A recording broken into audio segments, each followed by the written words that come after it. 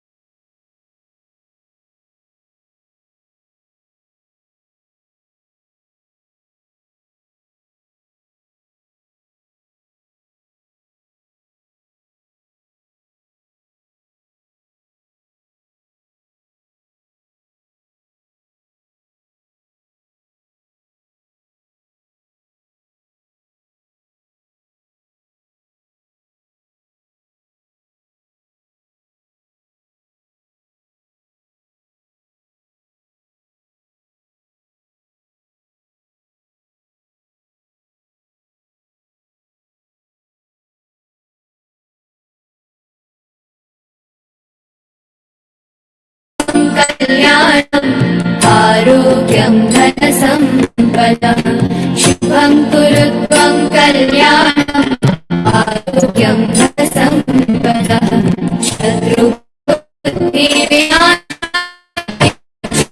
ज्योतिर्नमोऽस्तुते दीपज्योतिर्नमोऽस्तुते शुभं कुरु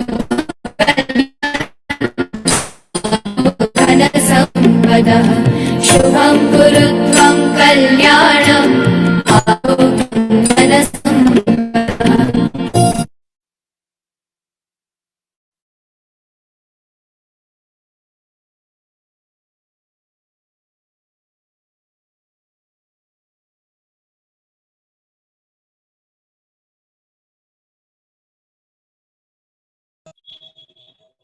With the blessings of Almighty, we shall continue to today's session. Today we are commemorating various international events as usual.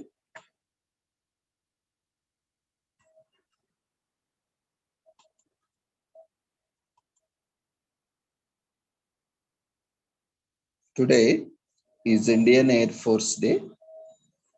Every October 8th, Indian Air Force Day is celebrated.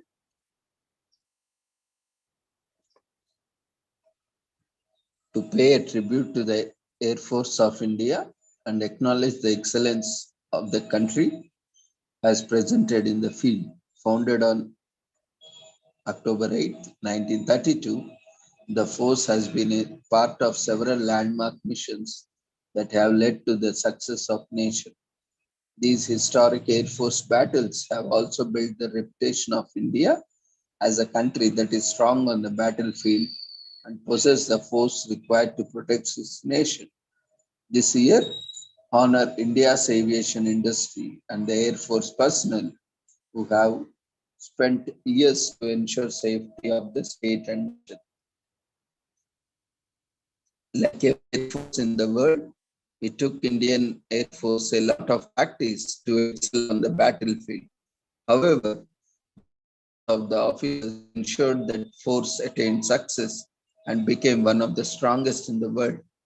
When the Indian Air Force was officially established, it possessed a strength of 6 RAF trained officers and 19 air soldiers.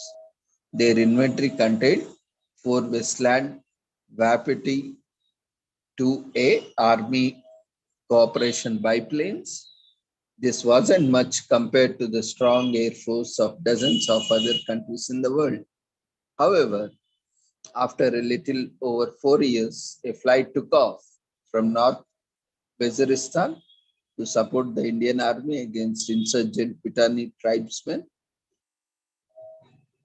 A B flight was formed in 1936 on the vintage Wapiti, and in 1938, a C flight was raised to bring the number 1 squadron stably to full strength.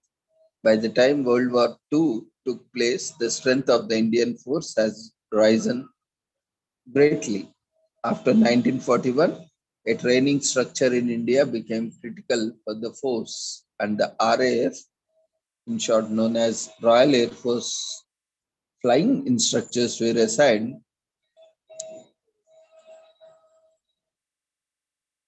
to flying clubs to provide training to volunteers and interested individuals. Training was given at 7 clubs in British India and 2 in various princely states. All these measures took place after issues concerning the defense of India were reassessed in 1939 by the Chatfield Committee. However, after years of training and government giving extra attention to the Air Force, the squadrons emerged as one of the best flyers in the world.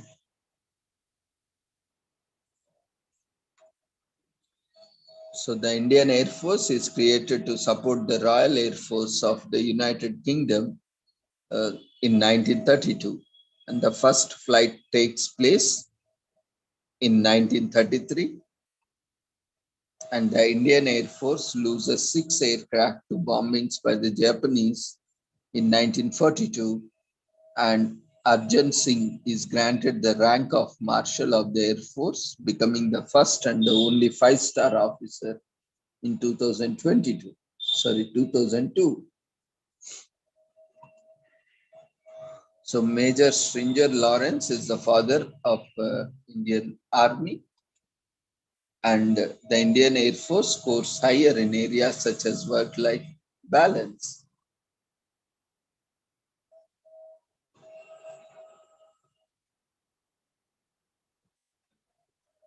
And let's use this day to educate youngsters regarding the history of Air Force and the wars they fought for the country. So it is one of the largest in the world, Indian Air Force, and is the 4th largest in the world. The motto of the Indian Air Force is touching the sky with glory. It has over 813 combat aircrafts, and the largest defense firm is Hindustan Aeronautics Limited. The Air Force had 4 wars with neighboring country Pakistan and 1 with China. And today itself spreads love for India and the efforts and sacrifices that are made by the armed forces. And it's patriotic. It also encourages youngsters to dream to be part of the force. And it's a historical reminder. The day serves as a reminder of the history and speaks of several events that required help of Air Force. Therefore, the day is educational. It unites the country. On this day, the entire nation gathers together to pay tribute to the Air Force, regardless of their social class or gender.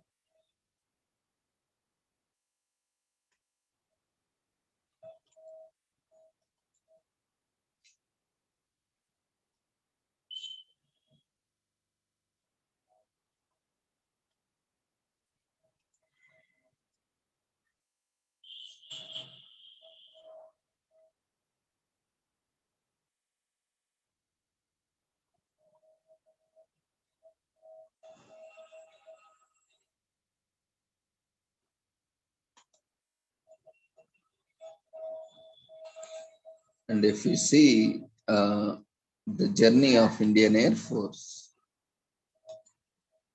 the Indian Air Force was officially established on 8th October 1932, and its first AC flight came into being on 1st April 1933 with 6 RAF trained officers and 19 Hawaii sepoys, air soldiers.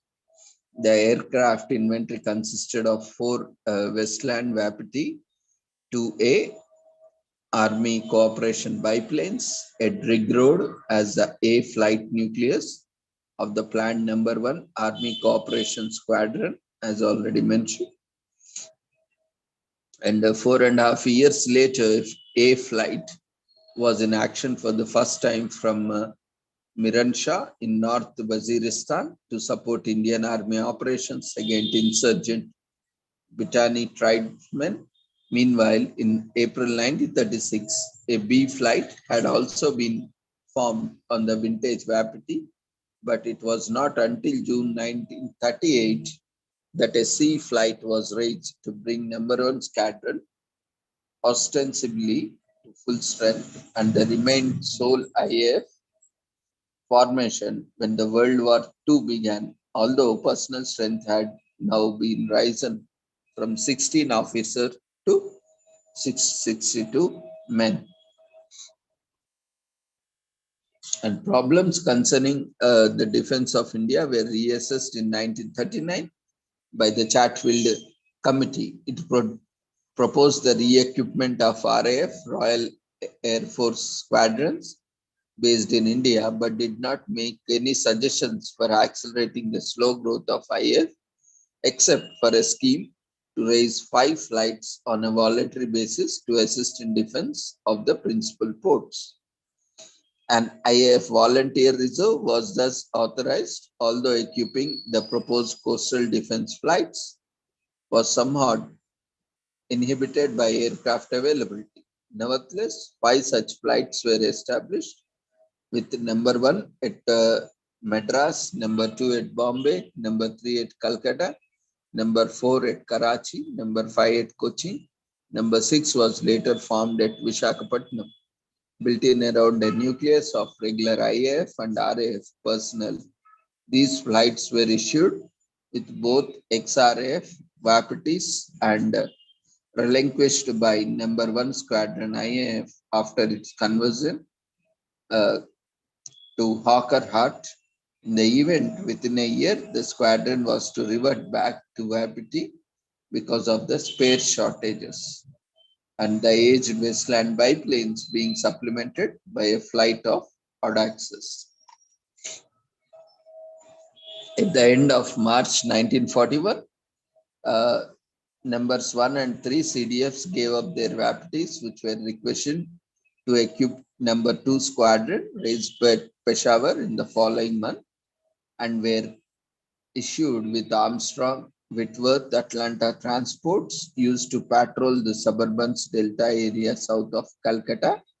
Number 2 CDF had meanwhile received requisition DH-89 Dragon Rapids for convoy and coastal patrol, while number 5 CDF took on strength a single DH-86, which is used to patrol the west of Cape Cameron and Malabar coast. Meanwhile, the creation of training structure in India became imperative, and RAF flying instructors were assigned to flying clubs to instruct IAF volunteer reserve cadets on Tiger Moths. 364 pupils were to receive elementary flying training at 7 clubs in British India and 2 in various princely states by end of 1941. Some comparative modernity was infused in August 1941 when number 1 squadron began conversion to the Westland Lysander at Drigg Road, the unit being presented with the full establishment of 12 Lysanders at Peshawar by Bombay Air Gifts Fund in the following November.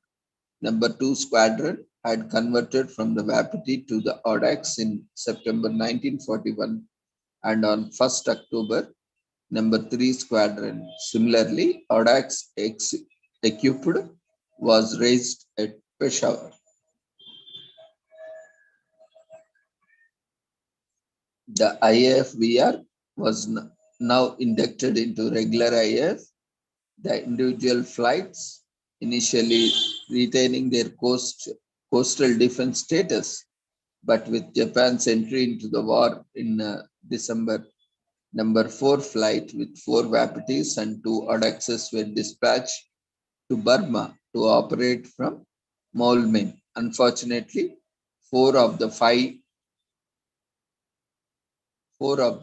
6 aircraft were promptly lost to Japanese bombing, and late in 1942, number 4 flight gave place in the monument to number 3 flight, which had meanwhile re-equipped with 4 XRAF Blemin LS for a month. These Blemins provided the sole air cover for ships arriving at Rangoon Harbor.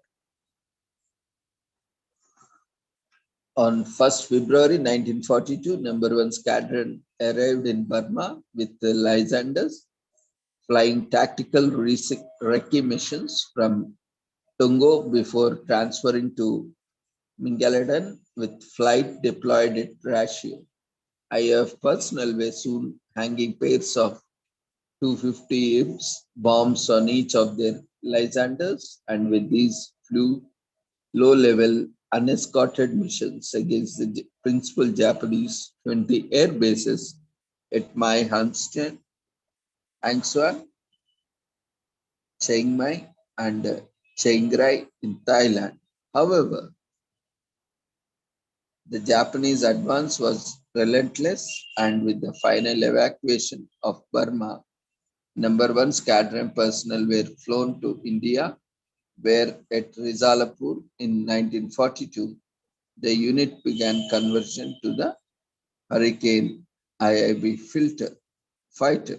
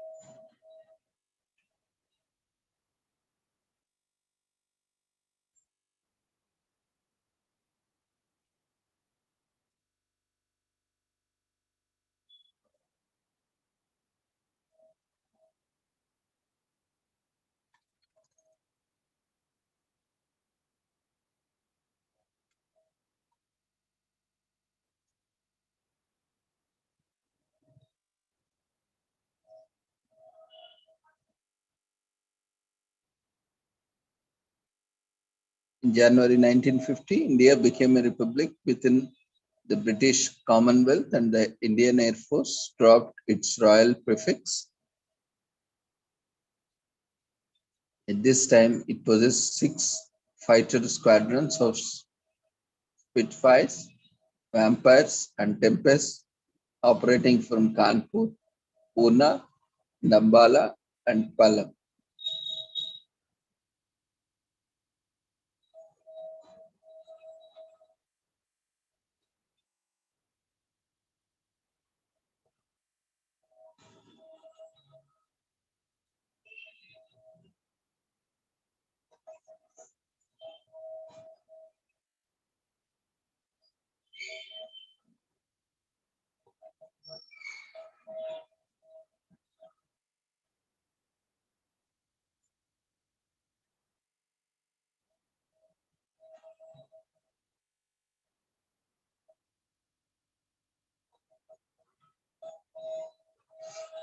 Expansion and modernization, particularly significant in IAF, was in the year 1957, which witnessed two beginnings of the major re-equipment program that was to rise the service fully to world standards. Deliveries began of 110 Dassault Mystère IVAs carrying service into realms of transonic flight for the first time. So the AF's energies were now taxed heavily with implementation of an expansion program aimed at raising the service from 15 squadron force to a new fewer than 33 squadrons over an extremely short span of years.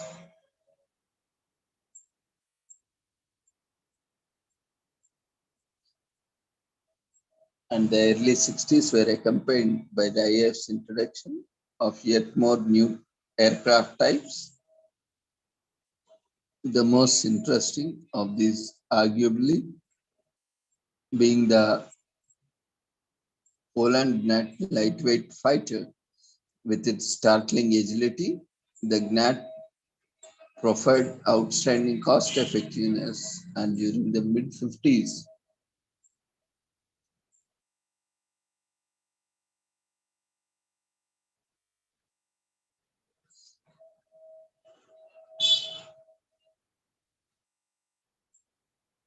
a license agreement was concluded for its manufacture by HAL following delivery of 23 complete aircraft and 20 sets of components by the parent company. The first IAF unit, number 23 Squadron, converted from Vampire FB Mk-52 to the Gnat in March 1960. Number 2 Squadron, re-equipped with the Gnat at Ambala early in 1962, and number 9 Squadron soon followed unit suit.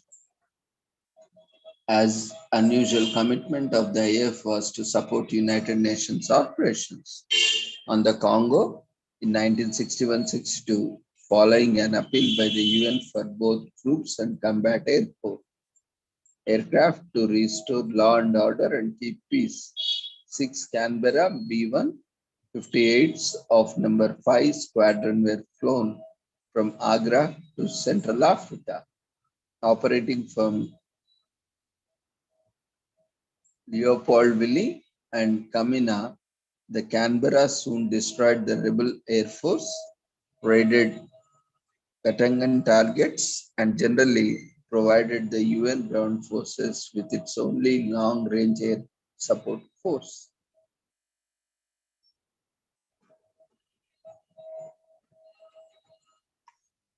So further procurement source diversification had begun since late in 1960, when, as a result of increasing frequency of clashes with Chinese forces on the Sino-Indian Himalayan border and the need that these revealed yet for further increase in airlift capability, together with a requirement for medium helicopters suitable for high altitude operations, and orders were placed in the Soviet Union for the 8 Antonov and 12B and 24 Ilyushin 11 to 14 transport aircraft plus 10 Mi-4 helicopters.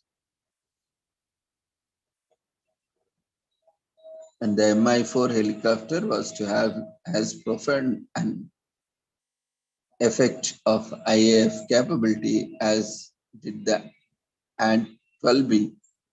Prior to the phasing of the Soviet type, the service had a handful of aging Sikorsky S-55s plus a number of small Bell 47Gs, and with the delivery of Mi-4s, major expansion of the IAF rotorcraft inventory began. A number 109 helicopter unit was formed with the first Mi-4s, and following an order for further 16 Mi-4s in the early 1962, and other helicopter units were formed in the Northeast India.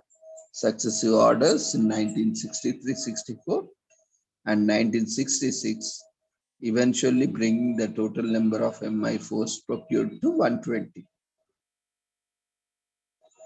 The real test of IAF airlift capability came in October 1962, when open warfare erupted on the Sino-Indian border.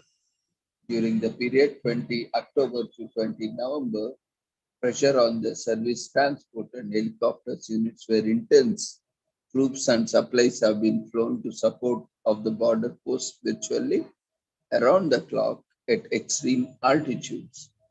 The helicopters had a constantly run by gauntlet of Chinese small arms and anti-aircraft fire while operating to the tricky helipads in the mountains.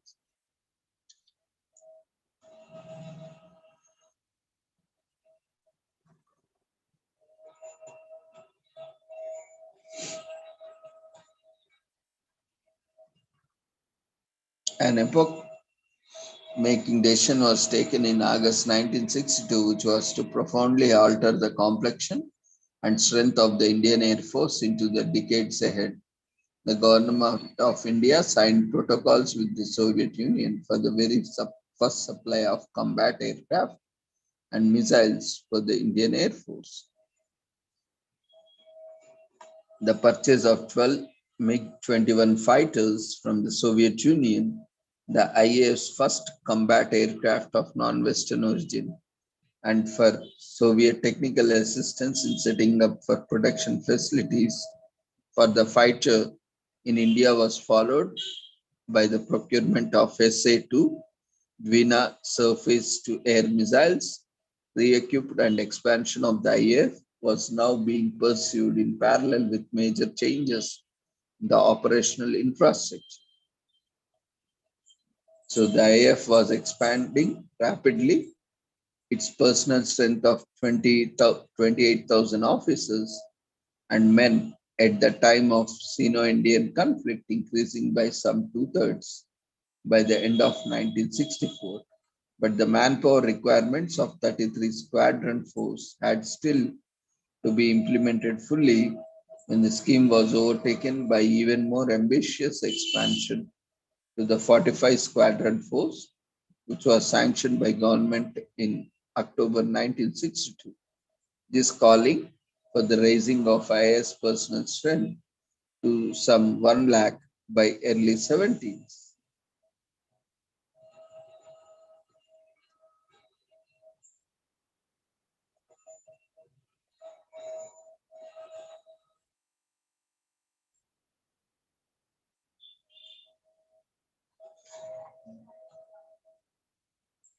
And tensions between India and Pakistan had steadily escalated over the years, culminating on 1st September 1965 in a massive attack in the Cham sector by Pakistani forces, possessing the initiative in having chosen the time and place to strike and enjoying overwhelming numerical superiority in the sector in both armor and troops.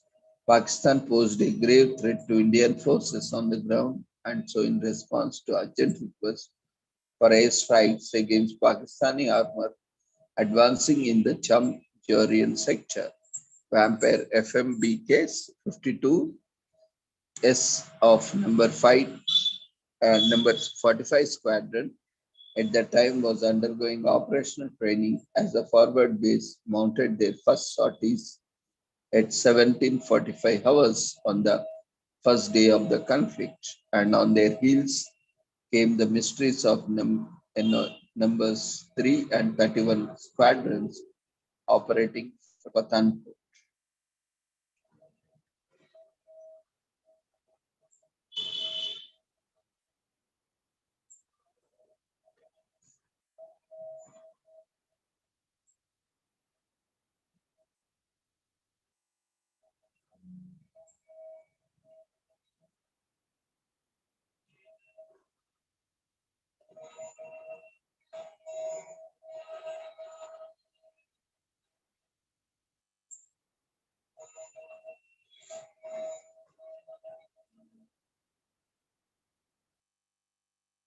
The professional standards, capability, and flexibility of the much expanded services were soon to be put in acid test from early 1971 as the political situation on the subcontinent deteriorated and the IAF was alerted to the possibility of another armed conflict.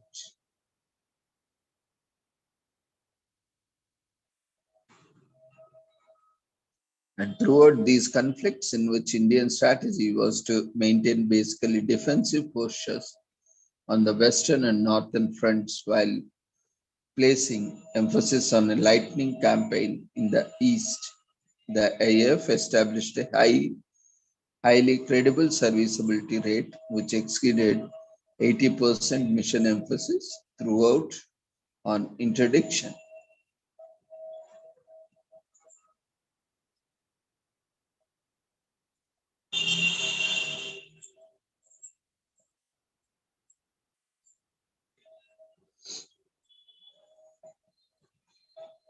And the IAF has good reason for satisfaction with its showing during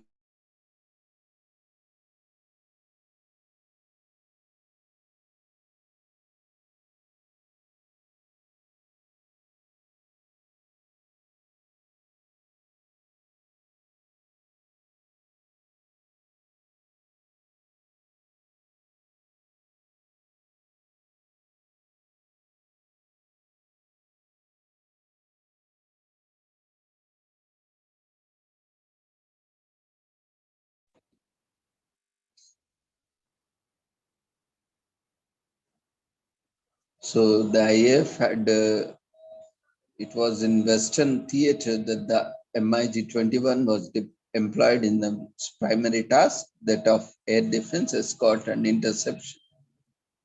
Deployed at all major air bases from Pathankot in the north to Jamnagar in the southwestern area. The MiG-21 FLs mounted hundreds of combat air patrol sorties over vital points and vital areas, flew escort missions for bombers, and strike fighters were continuously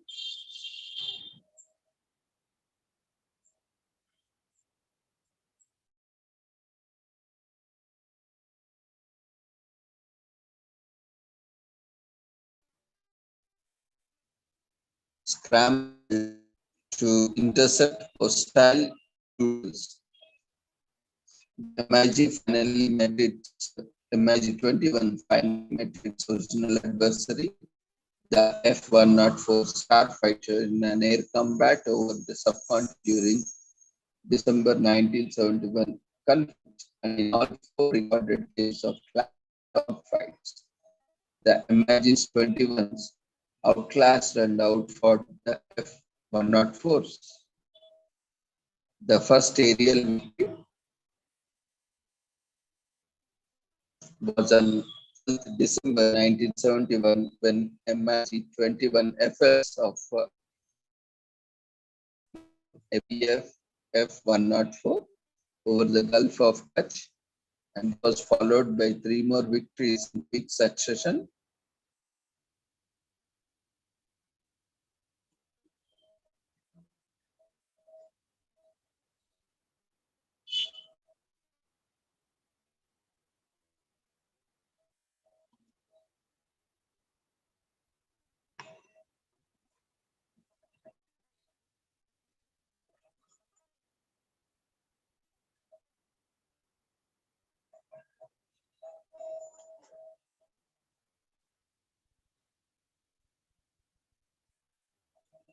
On 17 December, when MiG's 21 FLs of number 29 Squadron escorting HF-24 Maverick shot down intercepting F-104s near Uttarla in Rajasthan desert in gun missile encounters, while a third F-104 on an intervention was shot down by another MiG 21 FL of number 29 Squadron. And the December 1971 was also meant the gaining of India's highest award for gallantry to the IAF flying officer Nirmaljit Singh, second flying Nats with number 18 Squadron from Srinagar, was posthumously awarded the Paramveer Chakra, notwithstanding the successful campaign of December 1971, which created both history and geography. The Indian Air Force has lessons to draw from subsequent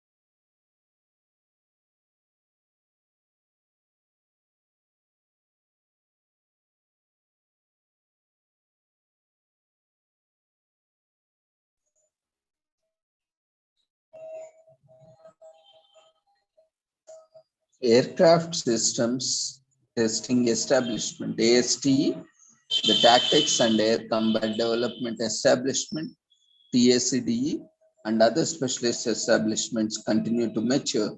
Work on the ADGES was resumed in 1974-75, and plans for qualitative upgrading of the entire Air Force were continuously refined. The IAF handed over its super constellations to the Navy in 1975, and the early 70s saw force levels being consolidated and training in new weapon systems and evolution of new tactics being honed.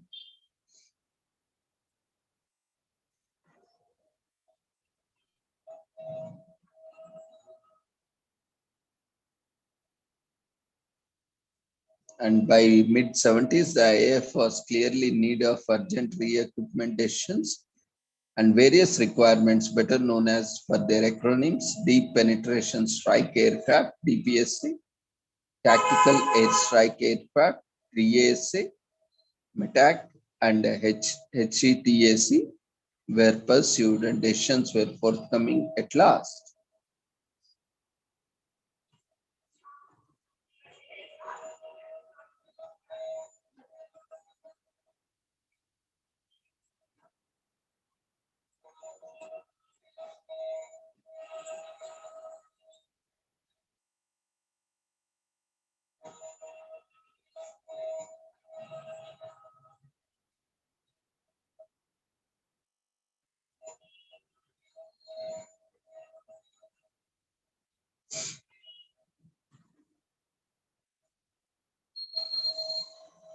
And the IAF was first approached to provide an air support on 11th May 99 with use of helicopters, which was followed by a go-ahead with on 25 May, the Cabinet Committee on Security, CCS, to the IAF to mount attacks on the infiltration without crossing the LOC.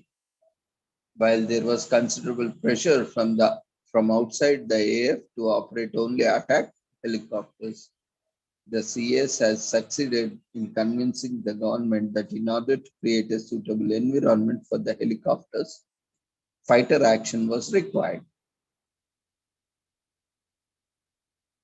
Operation Safe Sagar, as the air operations in the Kargil area were called, was indeed a milestone in the history of military aviation, as this was the first time that the air power was employed in such an environment. And high altitude operations always comes with challenges like severe degradation of aircraft and weapon performance. At high altitudes, a crucial factor in aircraft performance to the reserve of power available, which for the MiG and Mirage fleets was a strong point in her favor. Due to very different attributes of the atmosphere, even weapons do not perform as per sea level specifications. Variations in air temperature and density altering drag indices and a host of other factors, which have never been calculated by any manufacturer for this type of altitude, cause weapons to go off their mask. For the same reasons, normally reliable computerized weapon aiming devices gave inaccurate results.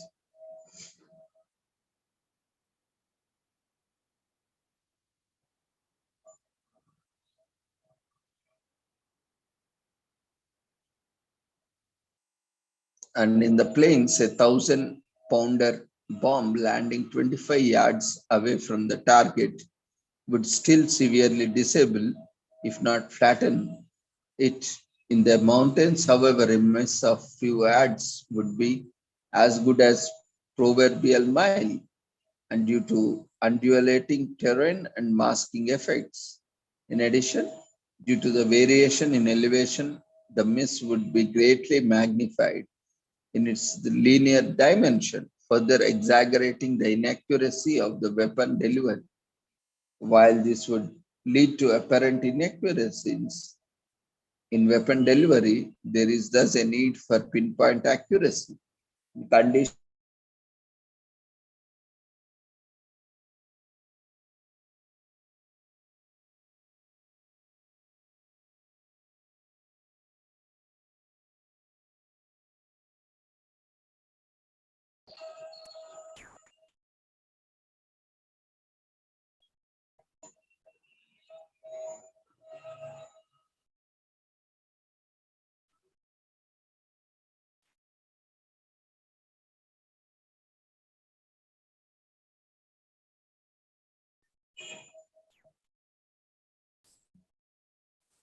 Operation Save the Sagar was therefore a turning point in the history of military aviation and an operation that will no doubt be discussed and dissected for the next few years.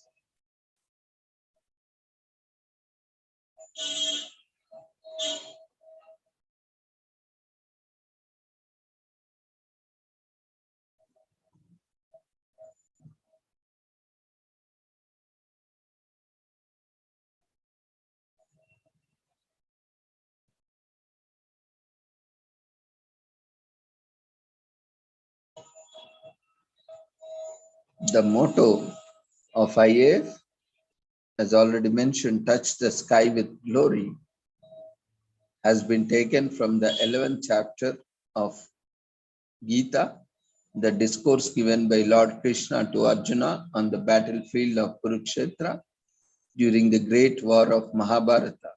The Lord is showing his supreme divine form to Arjuna, and the great form of Lord is reaching the sky with glory, evoking fear and loss of self-control in the mind of Arjuna. The Indian Air Force similarly aims to overwhelm the adversaries with application of aerospace power in defense of nation.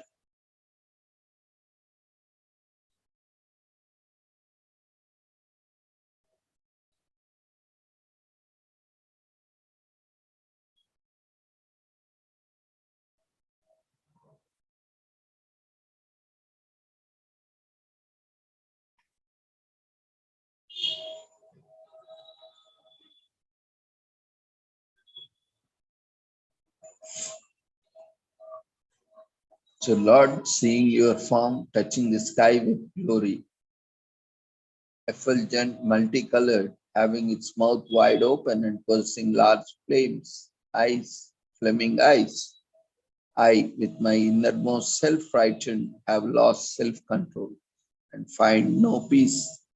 With immense pride, we carry this motto deeply inscribed within our hearts, spreading our wings wide, soaring to greater heights, and redefining our limits. We reflect this divine lesson in all our deeds. Every milestone achieved gives us a new stepping stone to rise higher. The fuel to this amazing journey is derived from our Air Warrior Code. So, IF Air Warrior Code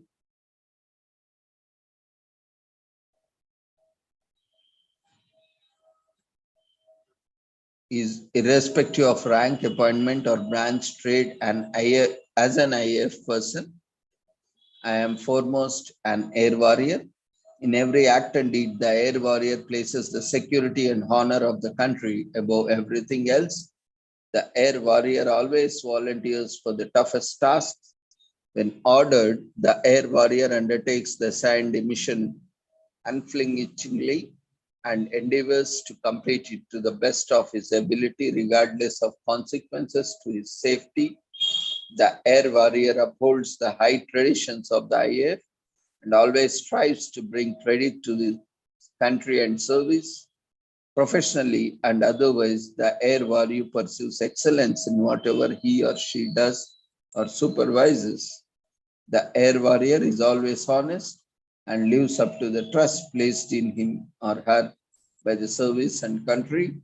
The Air Warrior keeps physically fit and mentally agile when in command or in charge of subordinates. The Air Warrior leads with due concern for their safety and welfare and is prepared to do so what he she expects of them. The Air Warrior is impeccably turned out and by bearing conduct strives to be a role model for others. So IF crest symbolizes the source of inspiration and encouragement. The Indian Air Force has adopted various crests for the commands, squadrons, and other establishments. The crest in the Indian Air Force have a standard frame. The central portion of the frame contains the individual formation sign with a motto shown in the scroll at the foot of the frame. The unit sign is drawn inside a circle of 3 inches diameter. The name of the formation of the units is shown in the upper half of the circle with Bharatiya Vayu Sena inscribed in lower half. The crest and motto are designed based on the role of formation. The crest is approved by the President of India and is of great historical and sentimental value.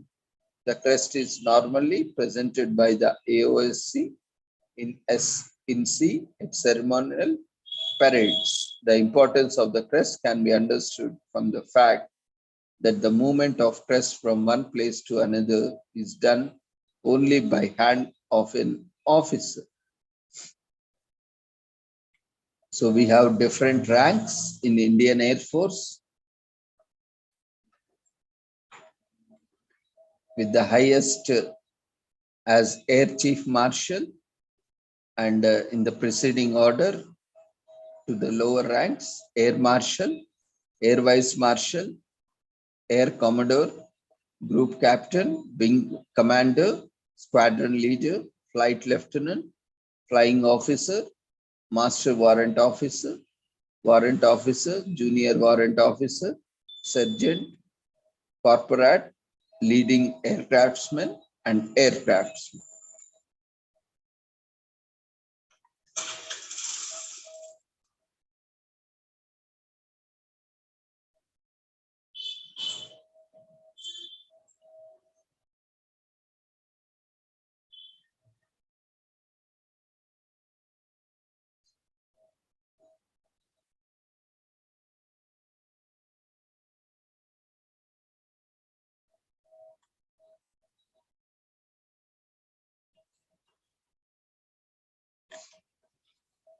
Now, finally, we are coming to the conclusion of commemoration with the carriers and with the exploring the plethora of opportunities awaiting you at the world's fourth largest air force.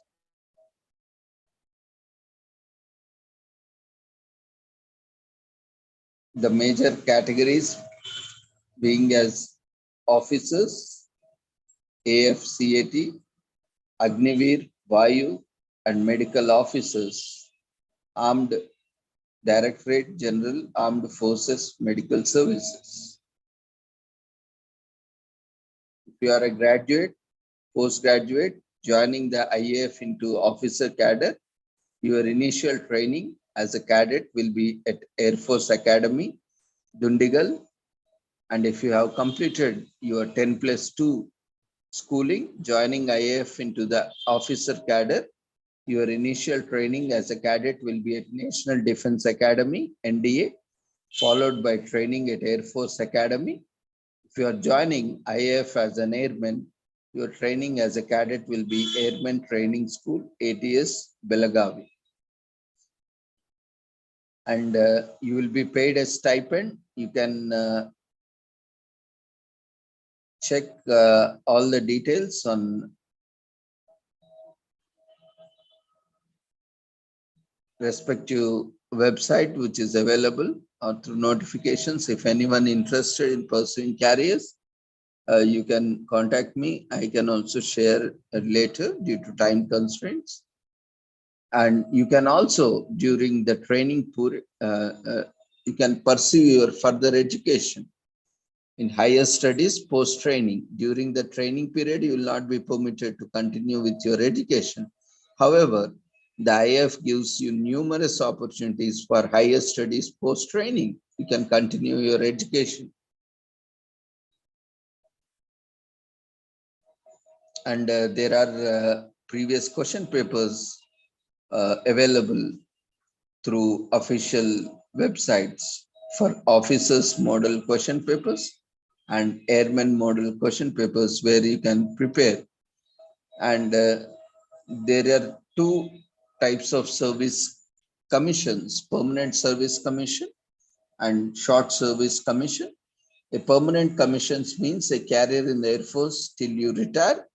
Permanent commission officers continue to serve till the age of superannuation. A short service commission means a limited period career in the Air Force. You can join the IAF as a short service commission officer by opting for SSC course through AFCAT or MET entry or NCC special entry.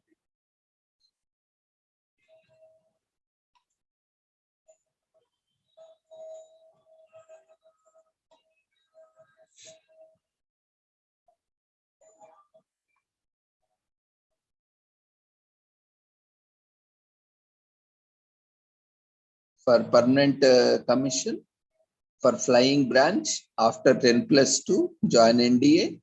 After graduation, join through CDSC or NCC special entry. For ground duty, technical and non-technical branches, after 10+2, join NDA. After graduation, join through AFCAT or MET entry. For short service commission, for men and women, tenure for flying branch, 14 years from the date of commissioning, non-extendable. For ground duty, technical and non-technical, 10 years from the date of commissioning. An extension of 4 years may be granted subject to service requirements, availability of vacancies, suitability, merit, and willingness. So candidates below 25 years of age must be unmarried at the time of commencement of course. Widows, widowers, and divorcees with or without encumbrances below 25 years of age are also ineligible. Marriage is not permitted during training. Married candidates above 25 years of age are eligible to apply, but during training period, they will neither be provided married accommodation nor can they live out with family.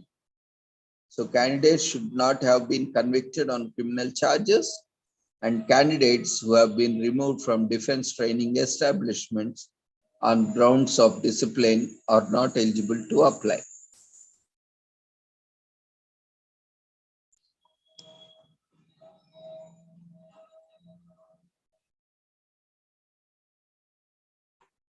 And for further information, you can visit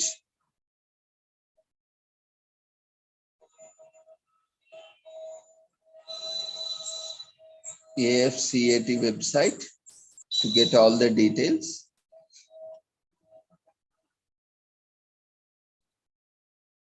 Kindly only refer to official sources of defense websites for genuine and valid information.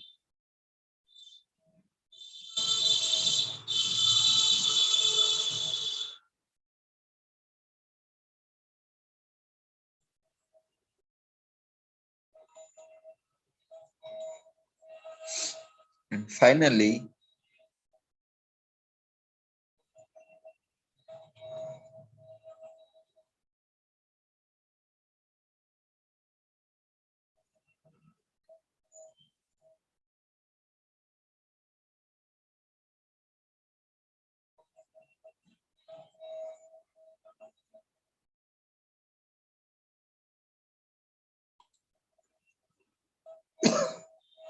with this, we shall conclude commemoration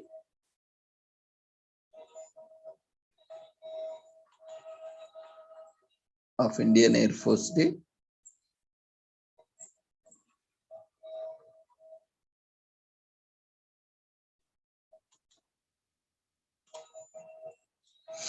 Today is also International Birth Registration Day. International Birth Registration Day is an initiative seeks to protect vulnerable newborns by having their births registered. In 2018, Johnson's Baby founded the Right Start program on October 8th, and it is from that point the International Birth Registration Day began. The Right Start program has identified that the Middle East and Africa, there are currently hundreds of millions of newborns and infants who have not yet had their births registered. This places the most vulnerable members in those communities, children, and even a more vulnerable position. International Birth Registration Day is about spreading awareness about the rights of children and ensuring that they can receive them. In 2019, the UN reported that over half of the child population in Africa were undocumented in their own countries. They had never had their births registered and as such did not exist in the bureaucratic systems in their nations. A similar study was also conducted in 2019 by UNICEF, revealed that startling 1 in 40 children under 5 in the MENA region, Middle East and North Africa was not registered. And these children are commonly referred to as uncounted children, and there is growing international pressure to have them accounted for and increase the registration rate of newborn children. Around 91 million children in the MENA region did not receive a birth certificate and have never been registered. For an individual, this is an extremely problematic way to maneuver through life. Often these children are already faced with poverty and combined with lack of official identity are vulnerable to exploitation by malicious parties. Johnson's Baby partnered with Save the Child and committed itself to increasing the number of registered births across the MENA region. The registration program rolled out, targeted Lebanon and Ethiopia as key nations and funded the training and expansion of registration program in both countries. With increased awareness and international pressure, these vulnerable children and babies can access their human rights and protection that came with it.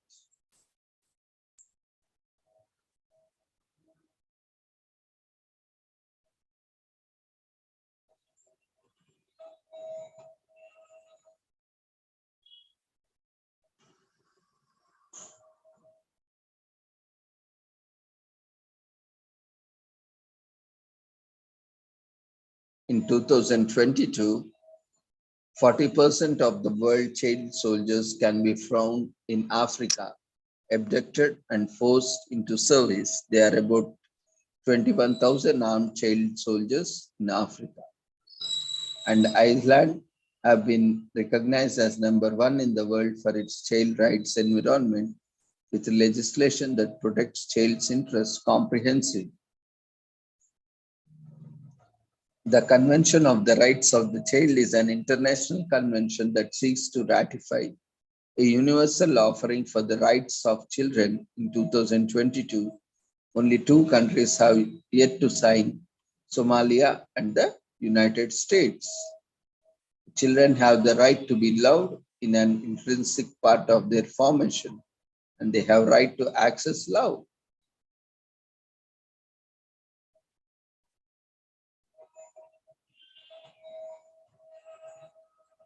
In 2022, the global population of children numbered 2.2 billion. The way they are accepted and raised in this world will not only just inform their values and behavior, but our future too.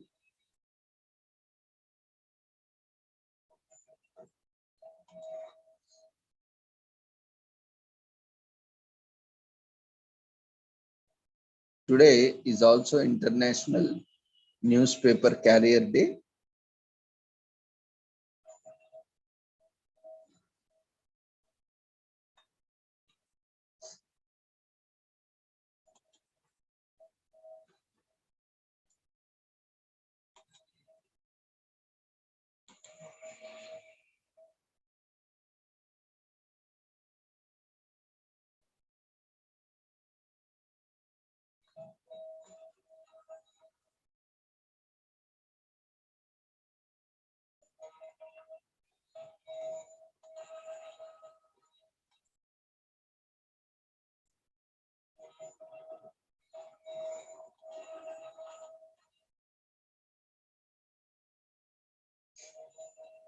So it celebrates the resilient paper boys who have been around for as long as newspapers themselves. These fearless riders brings us the news every morning, hot off the press, whether rain or shine, standing on the street corner or avoiding disturbing dogs. The dedication of a newspaper carriers definitely deserve recognition.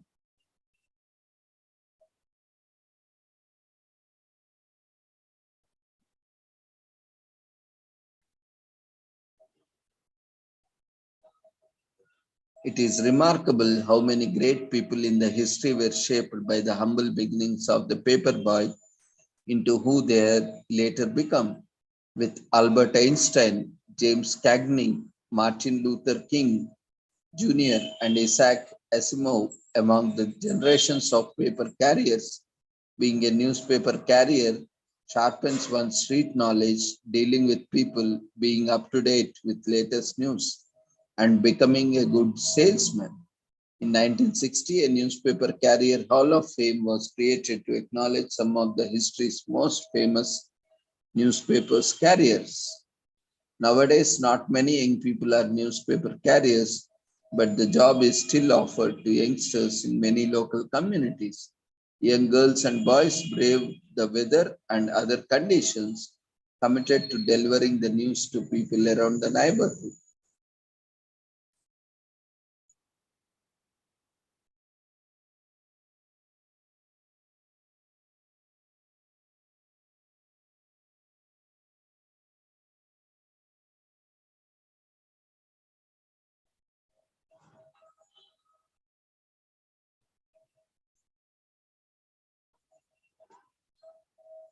And newspaper carriers are tasked with delivering newspapers to both individuals and business.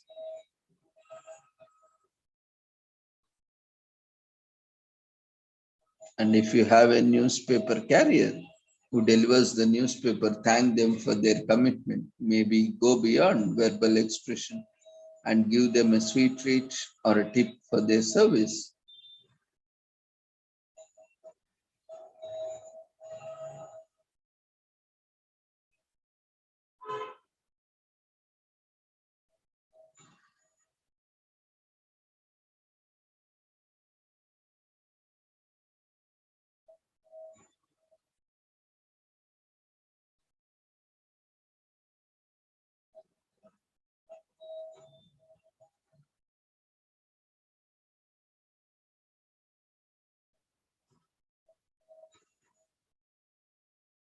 And it is one of those jobs that may not seem prestigious or sought after, but without which a systematic way of delivering the news will be hindered. Let's cherish these fine paper carriers and think about how boosted your paper carrier's morale will be if everyone on their daily paper route thanked them for their service.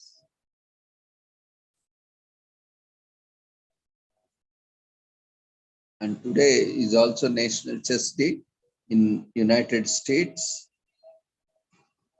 And as we know, chess game was originated in India, and the royal game has been played for centuries. And despite its limited pieces and simple layout, chess is a complex art that has captivated players and viewers alike.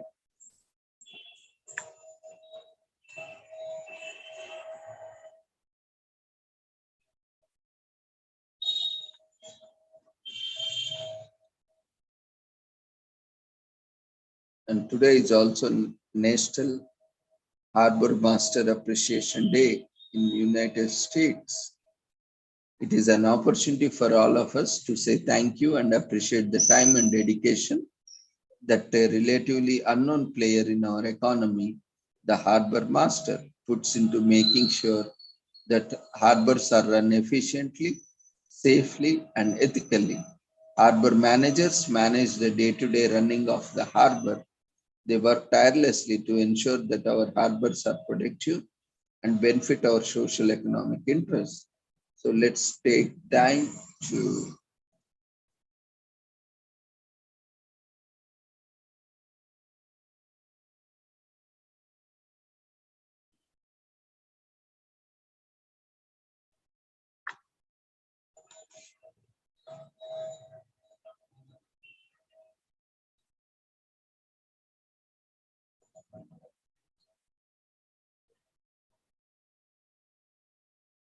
And today is also National Fluffernutter Day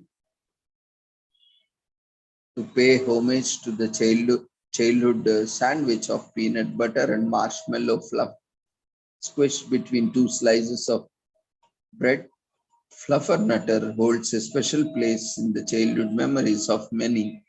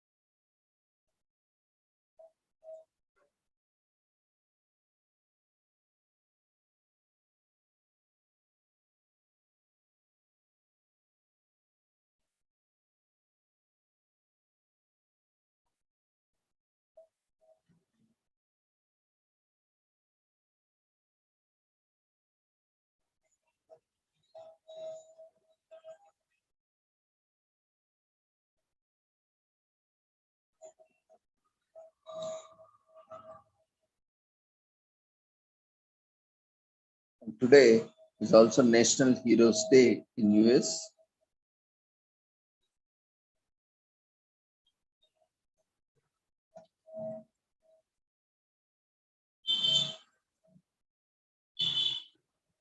Being a hero includes having qualities that inspire a person to be stronger, smarter, kinder, and considerate of other people in desperate situations. From the battlefield to your classroom, a hero may inspire change anywhere with their noteworthy actions.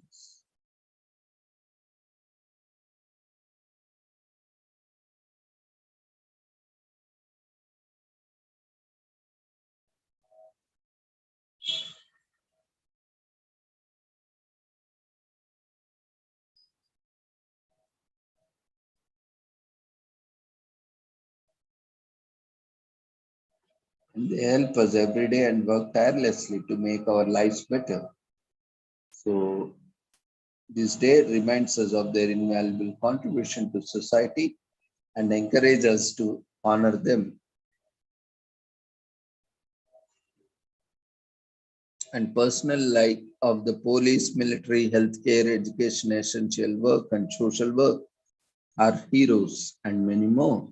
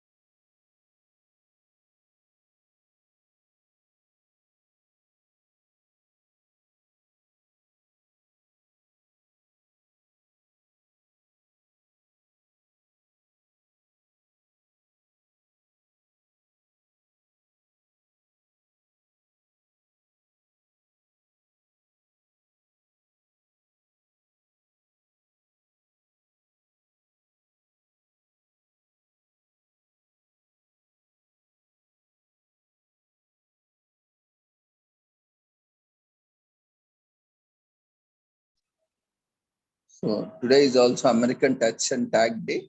It's a time to celebrate traditional childhood game and encourage kids of all ages and adults alike to go out and play.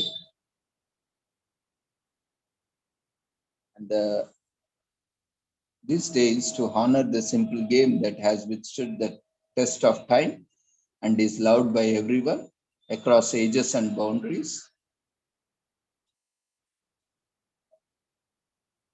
The variations of the modifications of the tag game include animal tag game for kids, cops and robbers, freeze tag, shadow tag, and light stabber tag, and among many others.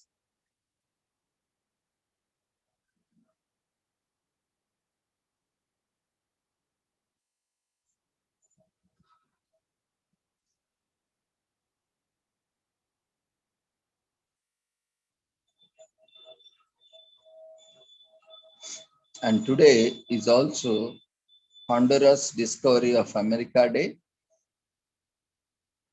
Discovery of America Day, observed on October 8th annually, is the anniversary of Christopher Columbus' arrival in Central America.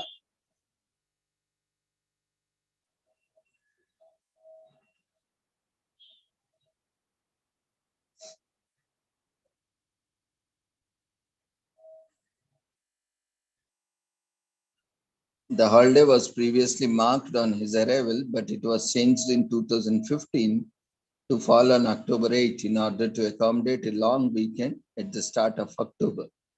The Western world started on this day of America's discovery. The famous European explorer, whose explorations altered the destiny of two continents, is honored in Honduras with a national holiday. It is a public holiday in the country and is traditionally honored uh, during the actual anniversary.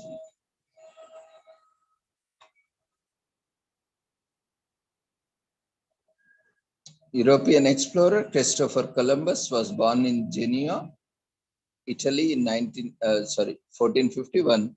An ardent student of geography and history, Columbus started sailing at age 14 and spent most of his time making maps of Europe.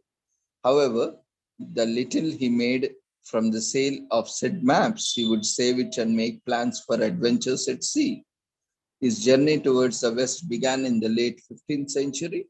After 6 years of request and pleas from the royal court, the explorer earned the sponsorship of Catholic monarchs Queen Isabella I and King Ferdinand II for a journey towards the West.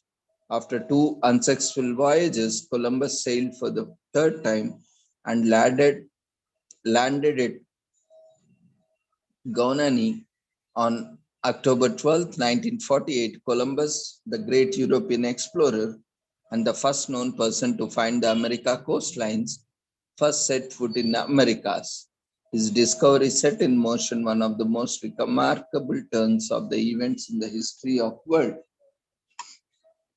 Discovery of America Day commemorates the anniversary of the event that changed the universe of the American continents. The day of discovery is marked and emphasized as a significant historical event in Honduras. The celebration of discovery of America symbolizes the resilience and cohesion of Honduras in the face of contentious and terrible effects of colonization.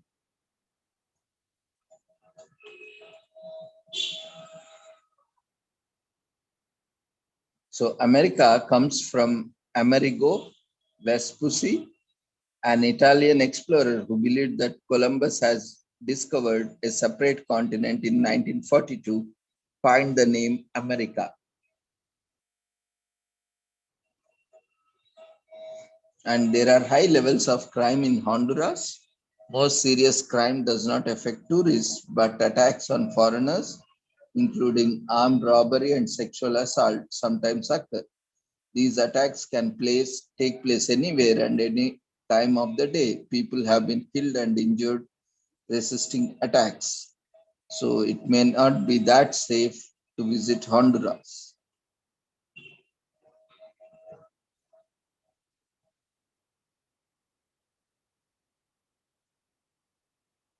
So you can watch for more information. You can watch Christopher Columbus, The Discovery, a detailed feature film on the conquest of Columbus and the events that unfolded during his voyage. And history movies make it simpler to concentrate on particular eras of individuals.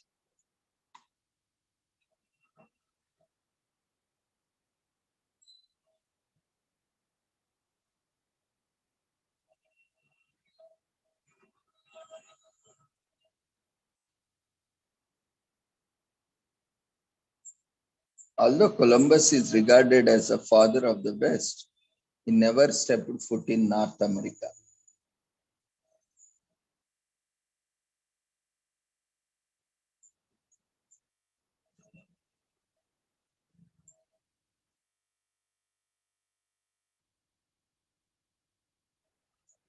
Discovery of America Day is an important anniversary as it highlights the day Columbus landed on the shores of Central America. The impact of this day is witnessed in the roads, bridges, and communities we share. And Hondurans celebrate the day despite the ruins and rampage brought forwarded by European settlers. The anniversary is a stark reminder that the course of history does not change and Honduras is still writing its destiny.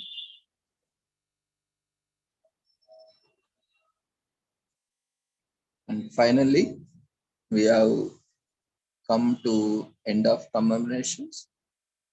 Today is I Love Yarn Day. On this day, we celebrate all the talented do-it-yourself yarn crafters, croqueters, and knitters who create incredible things from yarn and scarves to art to blankets. And crafters around the world share their love of yarn as well as some of their favorite creations. Yarn crafters prove to us every day that the only limit to what you can create is your imagination and the amount of yarn you have left. So, this day is to encourage others to share their love of yarn and raise awareness about fiber crafts. So, the word yarn comes from the Old English Gian, Gearn, similar to Old High German Garn, which means yarn, Italian's crowd, which means string, and Sanskrit's hira, which means band. The earliest known samples of yarn and fabric were found in Switzerland. The bundles of flax fibers and yarn were estimated to be around 7,000 years old. That means cotton has been harvested to make fabrics for at least that long. In fact, fragments of cotton fabrics were dug up by archaeologists in southern western United States dating from 500 BC in West. So yarn is made from mixture of about 15 types of fibers from two categories of fibers, natural and synthetic. Today, thousands of people all over the world use yarn for various crafty creations through different methods. The spinning wheel is invented in India and later used in Europe in 500 AD, 2000 AD.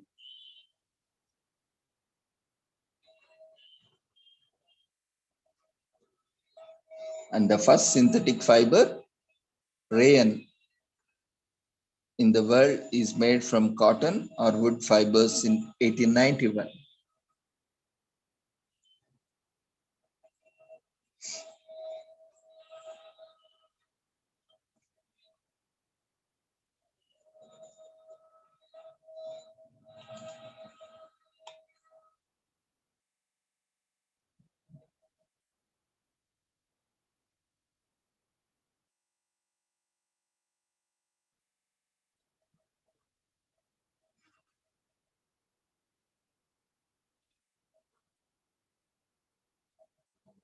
And today is also birthday of Prophet Muhammad and Milad an-Nabi is celebrated by Muslims as birthday today and festival. And Buddhist Lent, which commemorates Buddha's return to earth, concludes on this day, Myanmar full day of Tadingit.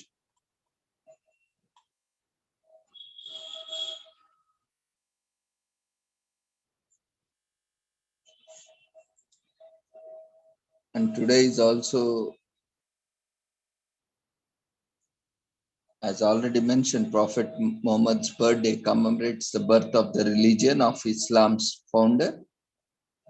And today is also National Salmon Day, the fish that is consumed. And today is also World Octopus Day. We celebrate the special day of a remarkable eight-legged creature.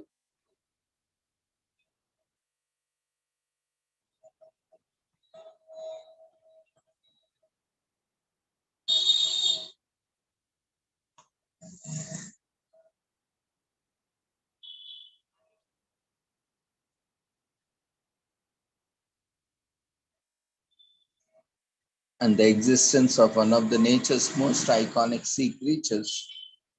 Octopus are remarkably intelligent and adaptable. With some octopus fossils predating the era of dinosaurs, they are known to be older than most creatures currently existing today. One thing you can be sure of that is there's more to this amazing sea creature than a bulbous head and eight legs with suction cups. Octopus are members of class Cephalopoda, which means head foot in Greek, while the name octopus comes from the Greek word octopus, meaning 8 foot, and octopuses have 8 arms, which more often than not have suction cups at the bottom. The arms have clusters of neurons in them, which allow different arms to do different tasks at the same time. These neuron clusters may be considered to be brains. Thus, octopuses have 9 brains, having a central one that controls their nervous system and one in each arm. Octopus have not just one but 3 hearts, two for moving blood to the gills and other for pumping blood through the rest of the body. They are highly intelligent and have known to perform tasks ranging from opening jars to using tools. They are incredibly flexible and are great at hiding and can be found in every ocean in the world. In addition, octopus are visually stunning, coming in various colors, a multitude of sizes, and all sorts of shapes. Some live in very shallow waters of the sea, while others can be found thousands of meters below the surface. Sometimes called the chameleons of the sea, octopus are often able to change colors to blend in with their surroundings as a form of protection against predators. According to some sources, World Octopus Day was started in 2006 by Octopus News magazine online to celebrate the uniqueness of the octopus.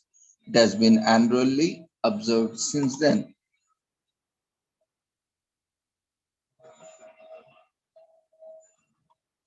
So in 1856, Danish zoologist Zeptus Steenstrup demonstrates an octopus Hectocostylus arm is used to transfer sperm, octopus arm of reproduction in 1856, and the United Kingdom legislates a law to protect the common octopus in 1993, and a ghostly octopus is captured on video by the Okeanos explorer at the depth of 14,000 feet under the ocean surface, citing a strange octopus in 2016. And a German robotics company makes an arm with soft, pneumatically controlled silicon gripper able to grasp objects uh, as octopus biomimicry in 2017. According to a reliable study, all octopus have venom. However, only blue-ringed octopus have venom that is lethal to humans. And octopus are playful, resourceful, and inquisitive. Some species cuddle with one another, while others have been known to bond with humans. And the male octopus dies after mating because it has used up all of its body's energy in growing, then in mating, leaving next to nothing for staying alive. So octopus die male octopus die after mating. And while octopus have gills and are cold-blooded, they do not have backbones or scales. As a matter of fact, they don't even have bones, hence they are highly flexible.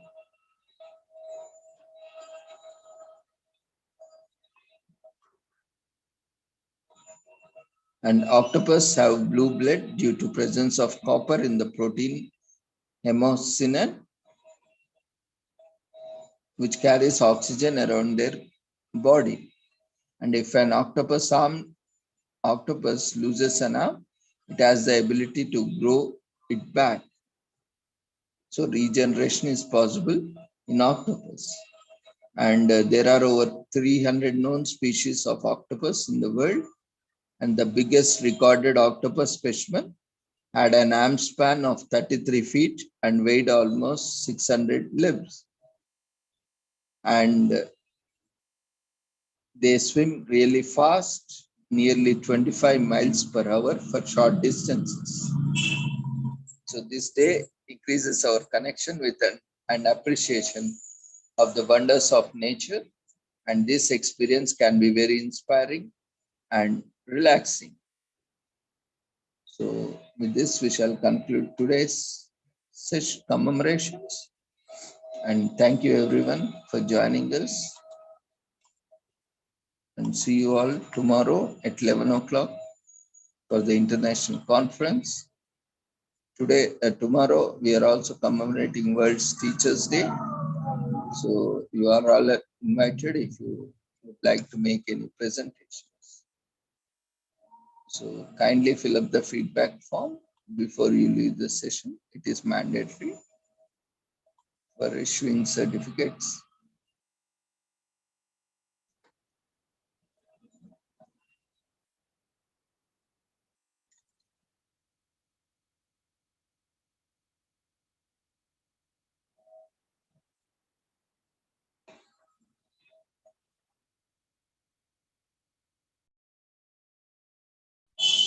Dear friends, quickly fill up the feedback form.